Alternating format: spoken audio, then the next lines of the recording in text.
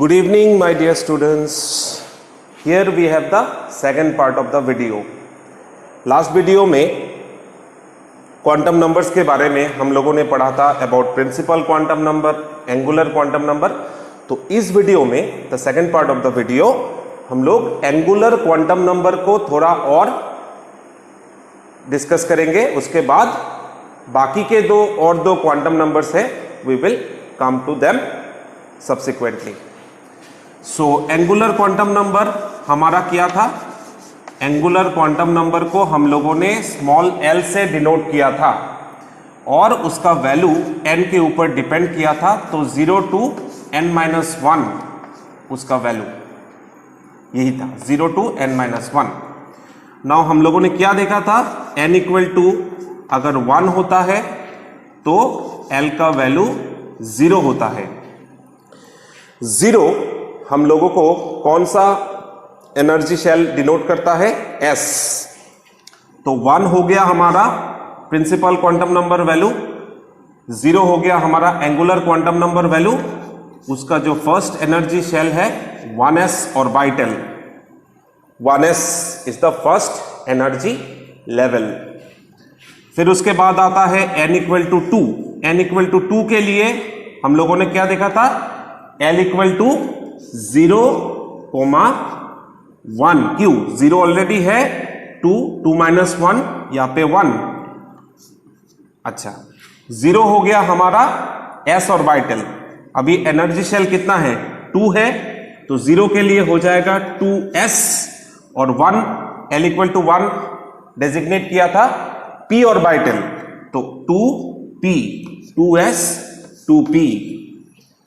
n equal to 2 में we have 2 energy levels, 2s और 2p. Coming to n equal to 3, third energy level. तो n equal to 3 के लिए 0 रहेगा, 1 रहेगा और 3 माइनस 1 2. तो थर्ड एनर्जी लेवल है. 0 के लिए वी हैव 3s, उसके बाद 1 डिजिग्नेट करता है p ऑर्बिटल, 3p और 2 डिनोट करता है l equal to 2 d orbital, 3d. समझ में आ रहा है? फर्स्ट एनर्जी शेल के लिए we have 1s orbital, n equal to 2 के लिए we have the value 0, 1, 2s 2p. n equal to 3 के लिए l equal to 0, 1, 2, 3s 3p 3d. उसके बाद n इक्वल टू 1, 3 के बाद we have n equal to 4. उसके लिए l इक्वल टू क्या आएगा? 0 रहेगा, 1 रहेगा, 2 रहेगा और 3 रहेगा. तो l equal to 0 fourth energy level, 4s 4p 4d और 4f. So n equal to 5 के लिए we will proceed n equal to 6 के लिए and so on. So with the help of angular quantum number हम लोगों ने different set of energy shells को यहां पे डिटरमाइन किया है. Now the next part, the third quantum number, जिसको बोला जाता है मैग्नेटिक क्वांटम नंबर. नाउ इसका ओरिजिन अब कहां से होता है? इसका ओरिजिन हम कहां से ले सकते हैं? मैग्नेटिक क्वांटम नंबर, जिसको हम m या फिर ml से डिनोट करते हैं. नाउ अगर मूविंग इलेक्ट्रॉन को हम लोग एक्सटर्नल मैग्नेटिक फील्ड के अप्लाई करते हैं उसमें, if the electron comes under the influence of the external magnetic field, तब क्या होगा? The electrons takes different orientations in space. ये एटम हम एक space is a 3-dimensional sort of 3D space, 3-dimensional arrangement. Atom यहां पे है, तब एक्सटर्नल मैग्नेटिक फील्ड हम अप्लाई करेंगे. हम under the influence of this external magnetic field ये इलेक्ट्रॉन्स डिफरेंट ओरिएंटेशंस लेगा स्पेस में, उन ओरिएंटेशंस के वजह से this magnetic quantum number has arised which indicates the different energy levels under the orbitals.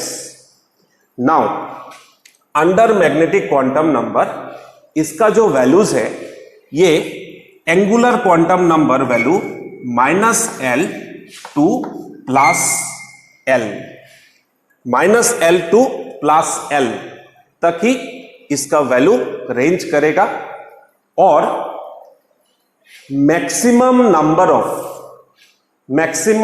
Of values जो डेजिग्नेट होगा वो होगा 2L + 1।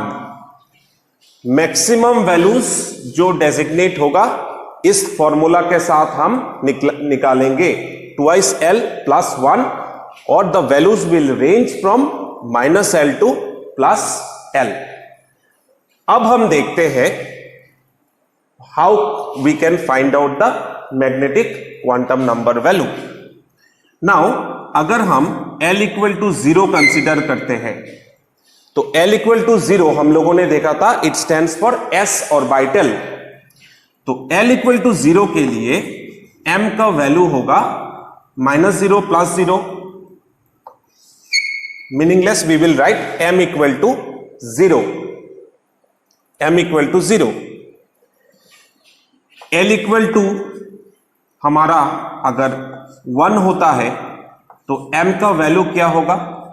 L = अगर 1 होता है -1 0 रहेगा +1, -1 0 +1।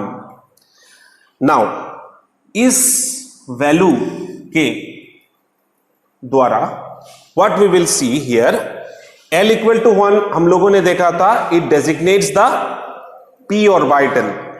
तो -1 एक वे का ओरिएंटेशन है, 0 दूसरा ओरिएंटेशन है, +1 दूसरा ओरिएंटेशन है। तो under p orbital we have px, py और pz सेट ऑफ ऑर्बिटल्स।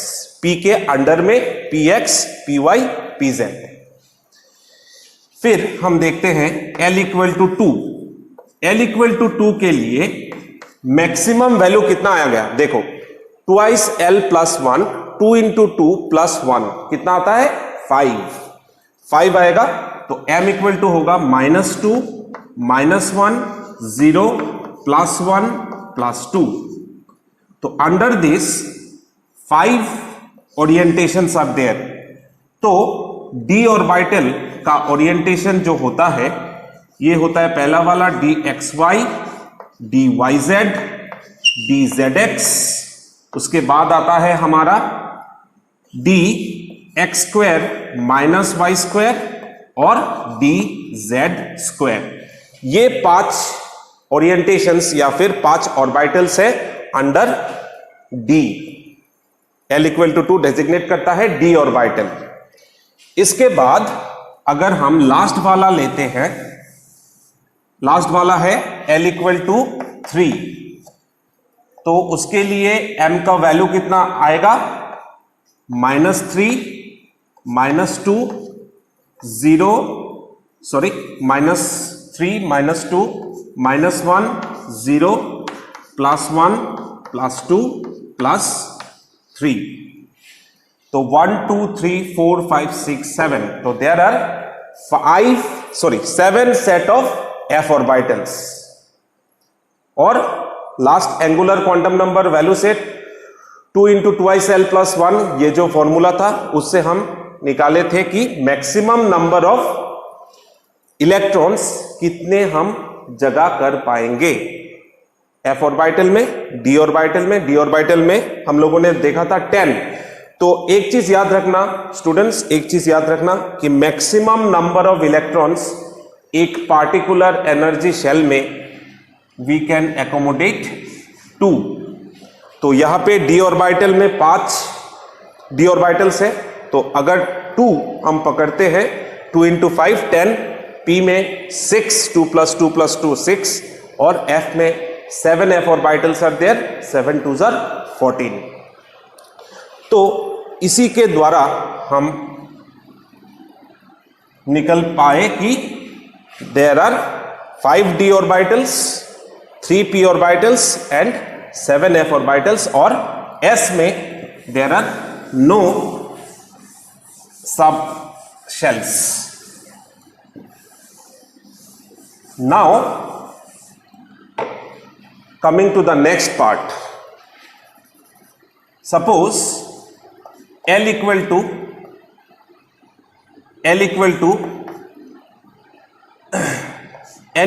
1 के लिए हम लोग what we can see, n equal to 1 के लिए L का वैल्यू कितना आता है?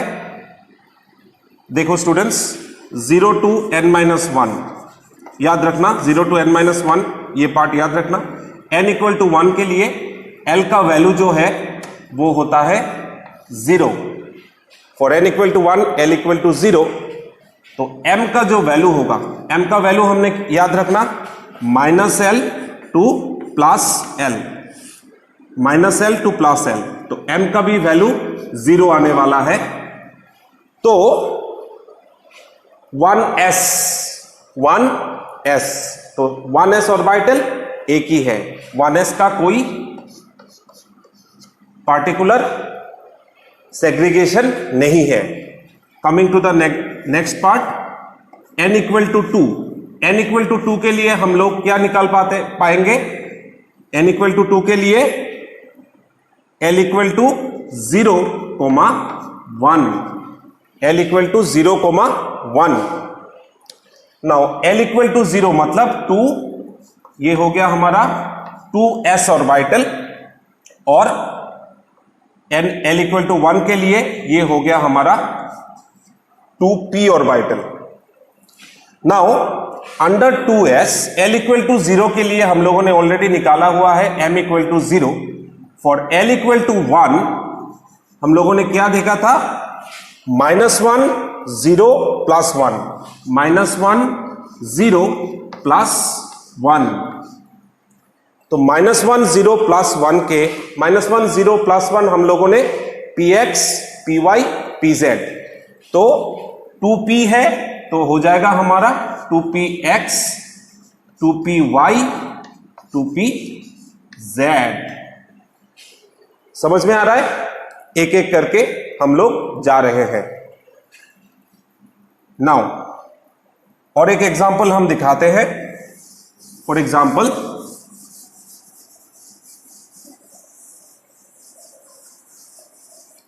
ये याद रखना 0 to n-1 ये बहुत ही इंपॉर्टेंट पार्ट है, और -L to +L। Now n equal to 3, this is the third energy level. n equal to 3 के लिए हमारा L का वैल्यू कितना होगा? n इक्वल टू 3 के लिए L इक्वल टू 0 होगा, फिर 1 तो ऑलरेडी है, 3 - 1 2, 0, 1, 2, तो L इक्वल टू 0 है, ये हो गया हमारा 3s। 0 के लिए m का वैल्यू कितना था? 0, तो there is no segregation in 3s। फिर आता है L equal to 1, L equal to 1 के लिए n इक्वल टू 3p, तो L इक्वल टू 1 के लिए हमारा m का वैल्यू कितना था? -1 0 +1, तो आ जाएगा 3px 3py 3pz।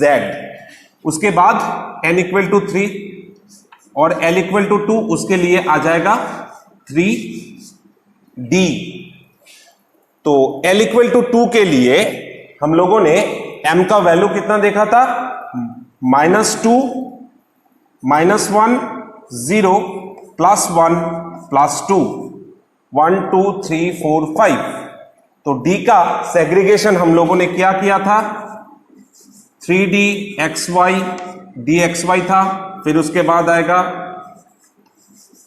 dxy dyz, फिर उसके बाद आएगा 3dZx, उसके बाद आएगा 3dx² माइनस y², और लास्ट में आएगा 3dz². So with the help of this magnetic quantum number, I can see the different segregations under the different energy levels.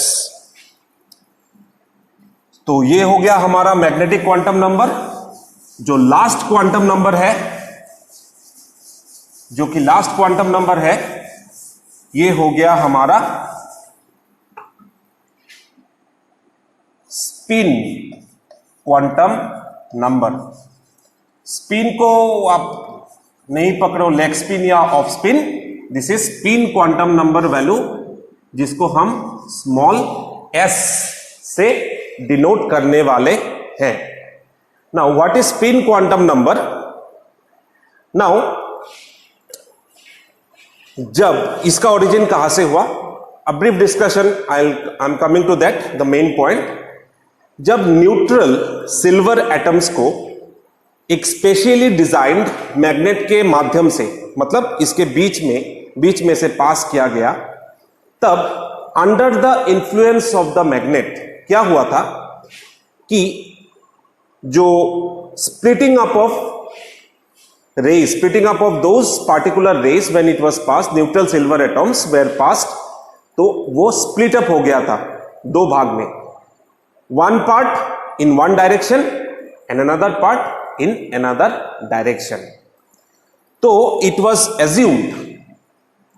assumed that electrons have their spins.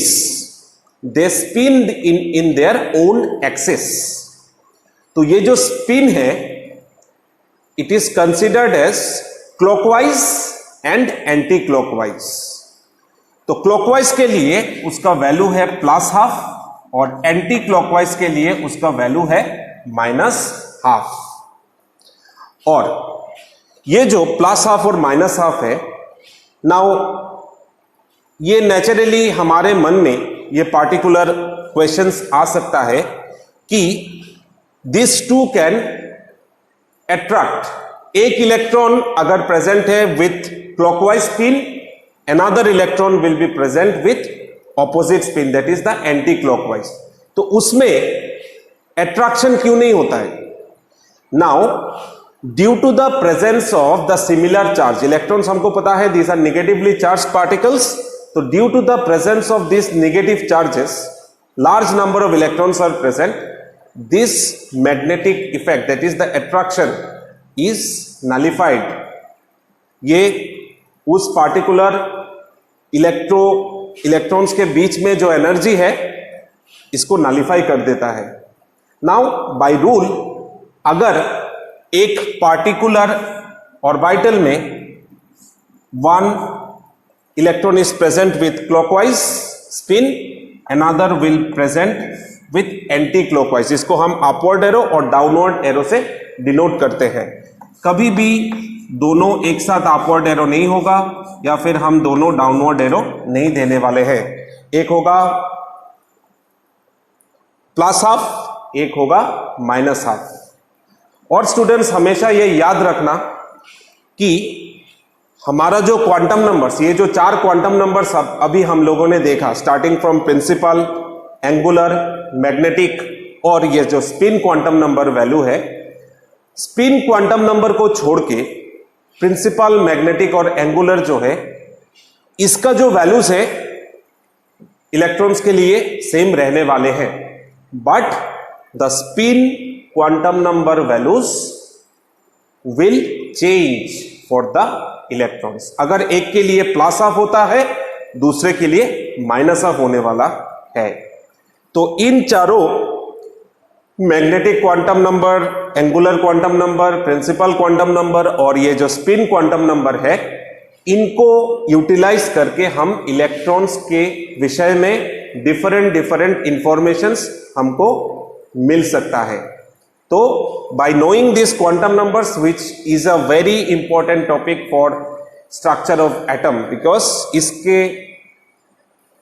इसको अगर आप लोग हटा देते हो, नहीं पढ़ते हो, तब क्या होने वाला है, इलेक्ट्रॉनिक कॉन्फ़िगरेशंस, फिर उसके बाद एनर्जी शेल को 1s 2s इनको अरेंज करके लिखना, it will not be possible. I hope my dear students you have liked the videos. Go and subscribe my channel. So this was about quantum numbers. You may put requests regarding the different topics of chemistry class 11. I will come up with the videos and please go through this in your books. You may go for the books such as Modern Approach to Chemistry, then Pradeep's publications. These are the books which will provide you more informations. Thank you very much. Hope you have a nice day.